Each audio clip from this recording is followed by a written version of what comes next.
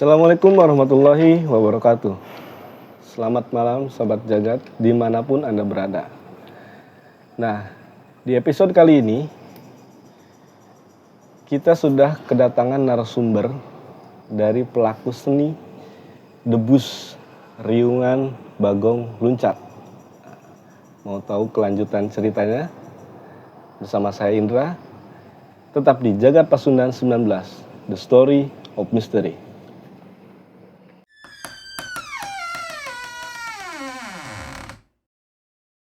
Nah Sobat Jagat, di sebelah saya sudah ada narasumber kita, Kang Acil ya. Siap.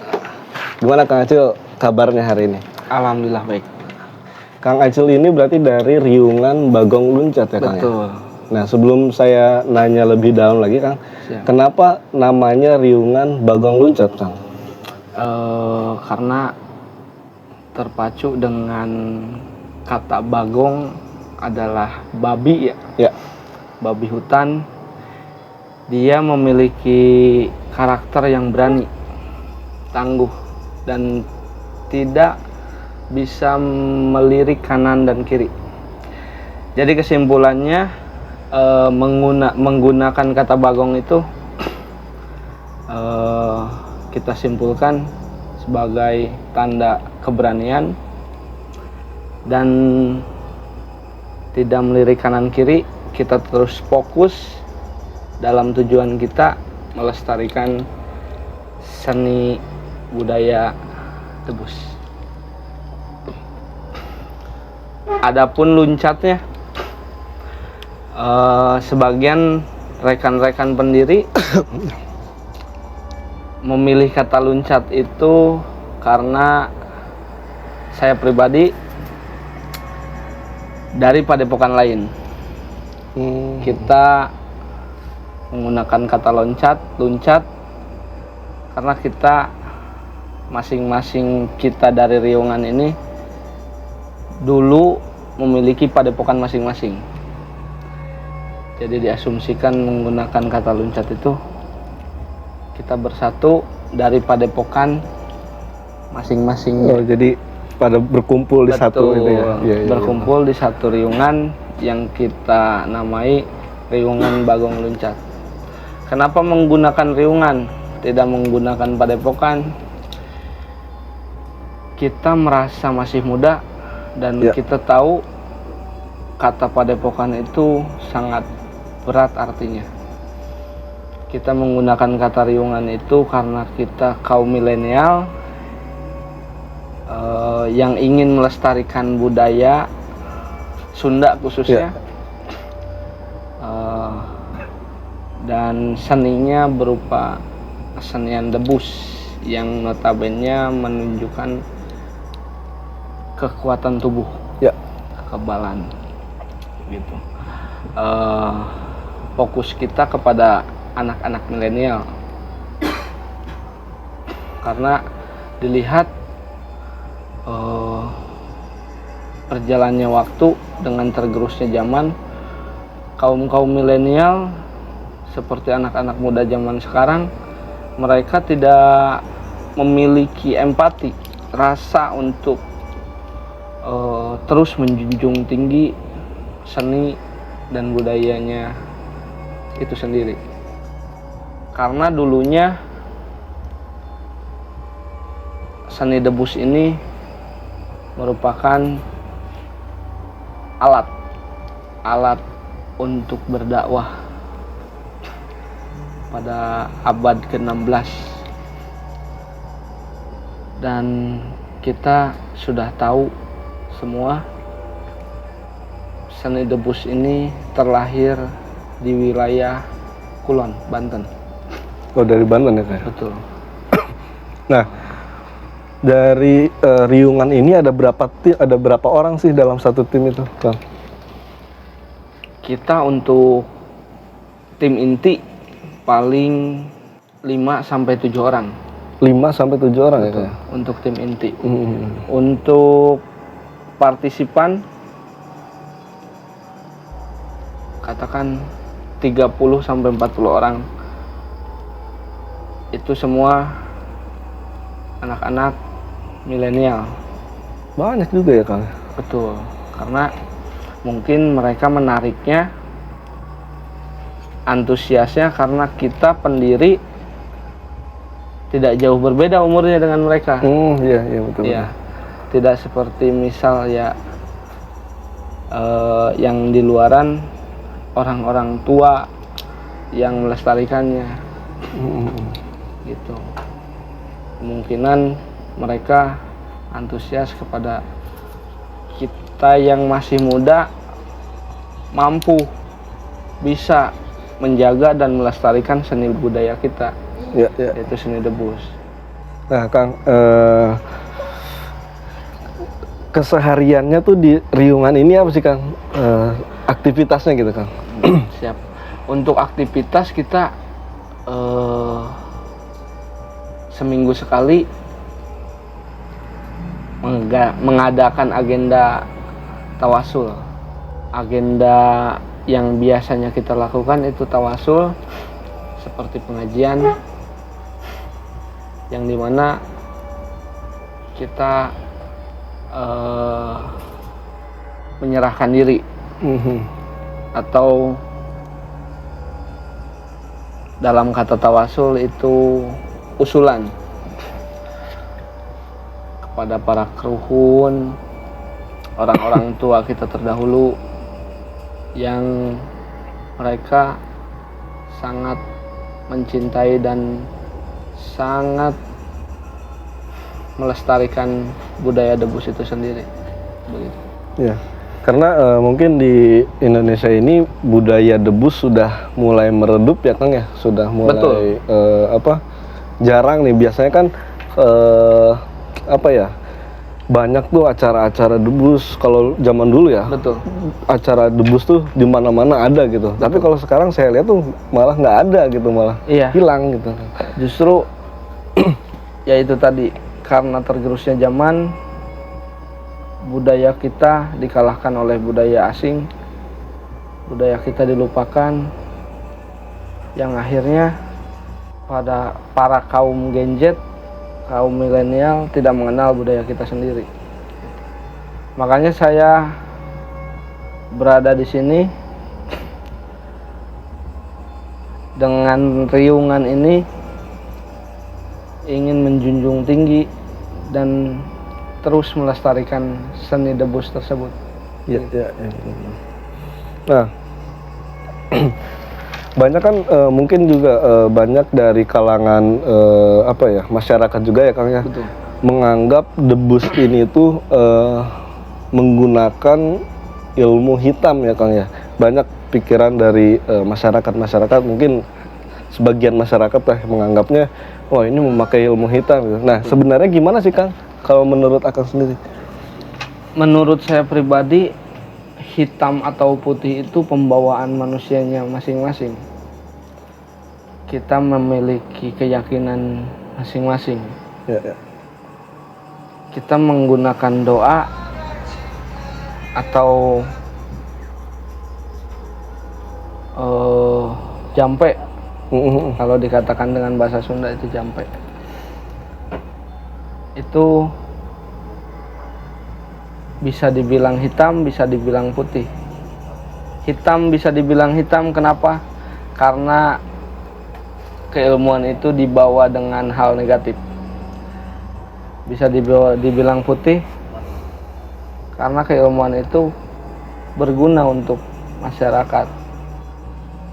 Nah, kalau kita mengulik jauh tentang sejarah debus nih Kang, yang akan ketahui itu debus itu apa sih gitu? Debus itu terlahir di Banten pada abad ke-16 pada bersamaannya dengan para wali ulama yang menyebarkan agama Islam di tanah Pasundan, khususnya di wilayah Banten, untuk meraih simpati masyarakat. Para wali menggunakan metode debus karena memiliki makna kekuatan pada diri. Terus di balik kekuatan itu para wali memasuki ilmu tasawuf dan doa-doa. Berjalannya zaman, debus itu sangat dilestarikan pada masa kerajaan yang pada saat itu Kesultanan Banten, Kerajaan Banten, yaitu Sultan Ageng Tirtayasa. Dia sangat melindungi, sangat menjaga budaya debus ini, bahkan sampai dia memasukkan pada pelatihan prajuritnya, begitu. Dan sangat populer itu pada masa Kesultanan Banten. Dan berjalannya waktu, pengantar gerus zamannya seperti ini. Malah jarang ya Kang ya, sekarang udah jarang kelihatan tuh yang debus. Betul. gitu kan. Biasanya kalau debus tuh sobatnya kan dibarengnya sama apa tuh sisingaan. Betul. Gitu ya Kang ya. Nah, Akang memilih profesi ini ya Kang ya. Awalnya gimana sih? Apakah memang dari dulunya hobi atau gimana Kang? Untuk awal mula terjun ke dunia debus ya, pada awalnya sih nggak tertarik sama sekali, nggak ada pikiran untuk terjun di dunia debus, di lingkup seni debus. Ada salah satu momen rekan lama bertemu lagi di salah satu acara, mengajak saya untuk ayo kita lestariin lagi. Lestariin apa dulu gitu kan. Kita lestariin seni debus lagi yuk. Ayo, kata saya, ayo. Pada akhirnya kita debus pertama belum memiliki lambang, belum memiliki nama. Kita debus saja karena untuk menghibur di satu acara itu. Beberapa hari kemudian kita komunikasian, berjalan, ada pikiran untuk membangun dan ingin mendalami di seni debus ini. Pada akhirnya kita cari nama yang terbaik buat riungan kita ini. Ya kita nemunya itu. Oh, yang tadi riungan Bagong Luncak gitu. Betul. Ya. Karena kenapa menggunakan itu? Kebanyakan orang ingin sangar. Iya. Padepokannya menggunakan kata maung, menggunakan kata Sunda, kata kujang. Padahal itu bermakna berat bagi saya. Akhirnya kita menemukan nama yang sedikit nyeleneh, unik gitu ya kan? Sedikit unik. Iya. Dari nama itu kita sejauh ini bertahan karena satu, kita sudah mulai cinta, dan kedua, kita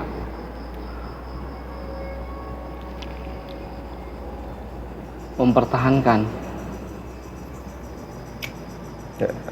seni ini. Ya. Begitu. Nah, Kang, kenapa harus debus, Kang? Kenapa nggak seperti sisingan atau ada banyak kesenian budaya Sunda yang lain gitu Iya. yang harus kita lestarikan gitu? Iya. Menarik sih. Kenapa harus debus? Iya. Pada umumnya emang debus itu mengerikan. Iya, iya, iya. Pada zamannya itu debus itu mempertontonkan kesaktian, Iya. kekuatan tubuh, kekuatan fisik. Kenapa tidak yang lain? Karena hanya kesenian debus yang menurut saya anti mainstream. Iya, iya, betul, betul. Kita mempertaruhkan diri kita, mempertunjukkan senjata-senjata tajam yang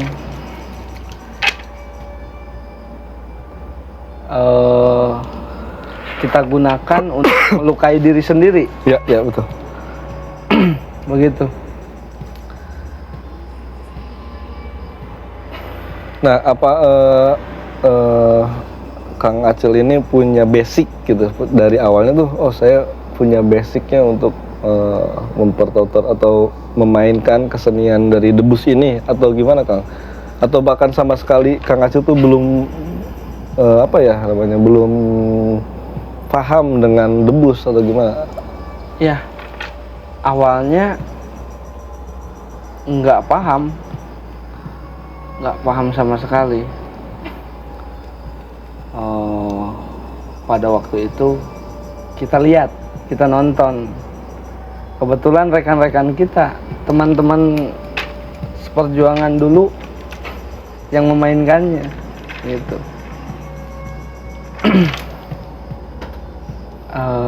Berjalannya waktu, saya mulai tertarik melihat mereka melestarikan seni debus itu. Karena pada umumnya di usia saya sangat melupakan kesenian itu. Iya, iya, betul, betul. Nah, kalau boleh tahu nih, Kang, alat-alat dari yang sering digunakan ya, Kang ya, Ya. dalam perform gitu. Siap. Dalam satu perform itu yang paling sering digunakan tuh apa aja, Kang? Untuk alat-alat banyak sih ya, Kang ya. Ada golok, gergaji kayu, ada api, ada bara api yang dimakan, ada cutter, ada air keras yang disiramkan kepada tubuh kita sendiri, ada jara. Jara itu apa? Dari besi payung, rangka payung. Ya. Rangka payung, tulang payung. Itu besinya kita pertajam, kita lumuri minyak, itu bisa digunakan untuk debus. Dan yang paling ekstrim yang saya gunakan untuk debus itu shotgun, tembakan. Oh, tembakan juga? Tembakan. Sama senso, mesin potong kayu, sama gerinda. Itu yang menurut saya paling ekstrim. Tapi Akang ini semua praktekin semua itu? Betul. Itu yang ekstrim-ekstrim kita kasih ke orang-orang yang menurut kita sudah profesional. Iya, betul. Nah, dari 5 sampai 7 orang itu kita kuasakan alat-alat yang benar-benar membahayakan diri sendiri itu kepada orang-orang yang profesional. Di antaranya paling 3 sampai 4 orang itu. Gitu. Oh, jadi ada yang sudah seniornya lah ya istilahnya gitu ya. Betul. Nah, sebelum melakukan perform nih Kang ya, Iya. apakah ada ritual-ritual tersendiri nggak Kang? Ada. Kita menggunakan ritual, ya istilahnya kita meminta izin Ya. kepada orang-orang tua terdahulu di lingkungan itu, orang-orang terdahulu yang melestarikan seni budaya itu, seni debus itu, dan doa-doa keselamatan untuk kita semua. Untuk saya yang perform, untuk penonton yang menonton Gitu. itu. Nah, saat perform nih Kang, kan kita tidak tahu ya, Iya. ke depannya seperti apa. Betul. Gitu. Pernah nggak miss atau gagal gitu Kang?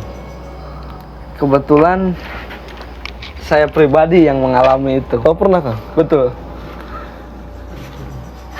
Pada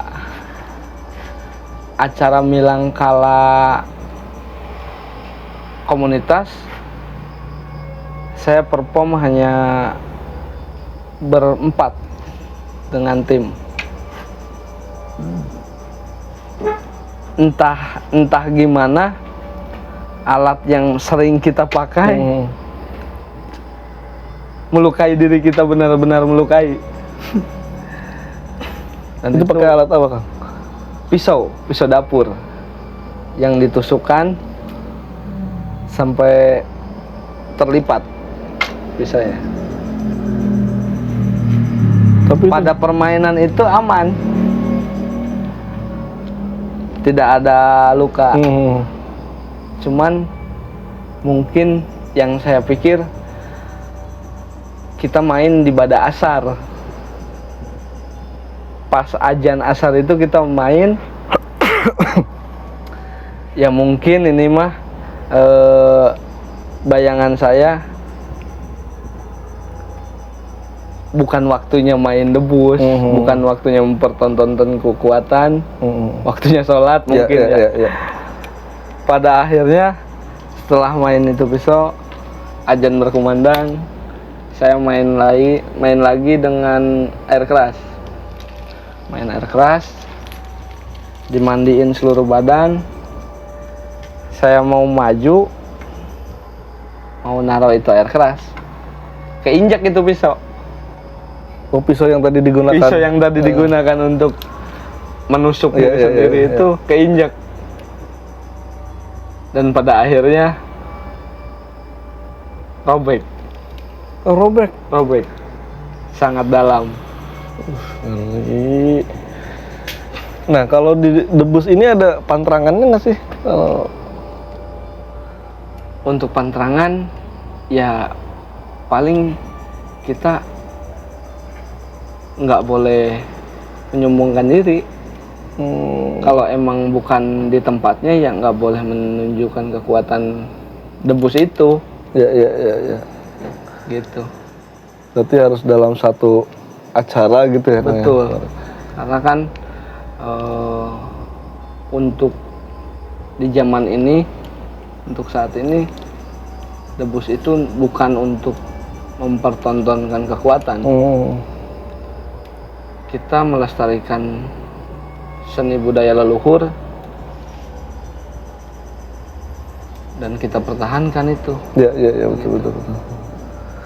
Nah, saya dari tadi sobat dekat salpok sama ini gelang yang ada di. Nah, itu ada maknanya atau hanya aksesoris biasa kan? Ini kebetulan yang saya gunakan ini namanya gelang burahol, biji burahol. Ini entah apa bahasa Indonesianya biji ini. Yang saya sukai dengan biji ini, dia berbentuk lonjong besar, begitu. Nah, ini semata-mata hanya untuk aksesoris ya, hanya untuk aksesoris, tidak ada nilai makna yang lain. Hanya untuk aksesoris, untuk menguatkan atau menambah rasa Percaya diri ya percaya kan? diri. Iya, betul. Ketika kita perform debus gitu. Nah, mungkin Sobat Jagat penasaran sama aksi dari si debus ini ya Kang ya. Mungkin nanti host kita yang bakal maju untuk mencoba ya. Boleh ya Kang ya? Boleh. Oke, nanti bisalah host kita maju sini. Kang Dio yang biasa partner bersama saya gitu kan. Kang Dio katanya dari awal nih Kang ya. Dari awal saya mengundang Akang ke sini gitu. Beliau tuh penasaran Kang. Penasaran. Jadi boleh dicoba, boleh. Iya. Jadi dia tuh bener nggak sih gitu. Betul. Debus ini gitu. Gitu. Bilang ke saya. Sedikit gitu. menantang. Iya betul Kang. Emang dia nggak percaya saya sama golok di sini gitu kan. Iya. Yang biasa Sobat Jagat yang biasa partner bersama saya Kang Dio dia ngomong seperti itu ke saya gitu. Jadi pengen nyoba nih bener nggak gitu. Mungkin nanti di akhir kita praktekkan ya Kang ya. Siap. Nah Sobat Jagat mungkin dari debus ini ya bisa kita simpulkan kalau ini hanya hiburan ya Kang ya. Betul. Hanya hiburan dan untuk melestarikan budaya seni Sunda yang selama ini sudah meredup ya di Indonesia. Jadi mungkin bagi penonton juga Sobat Jagat yang menonton ini jangan menganggap atau memandang sebelah mata tentang seni debus ini ya. Betul. Yang banyak di kalangan kita menganggap kalau debus ini tuh negatif, menggunakan ilmu hitam, gitu kan. Jadi ini hanya untuk melestarikan budaya, budaya gitu, budaya Sunda gitu dari Banten. Dan awalnya pun untuk syiar ya kan, untuk syiar agama dari para wali ya kan. Nah, jadi jangan disalahartikan kalau misalnya debus ini negatif lah atau apalah sehingga kita melupakan gitu budaya seni ini yang memang sudah meredup gitu sehingga orang-orang atau Gen Z nih terutama ya sudah nggak tahu apa itu debus, apa itu sisingaan ataupun bermain seni kecapi gitu kan sudah hilang lah ya Kang ya. Sekarang kan zamannya HP gitu kan. Mungkin dengan adanya Kang Acil ini bisa mengangkat lagi seni budaya Sunda dari debus ini sendiri gitu. Dan saya dengar juga nih Kang akan juga membuka pengobatan ya Kang. Betul.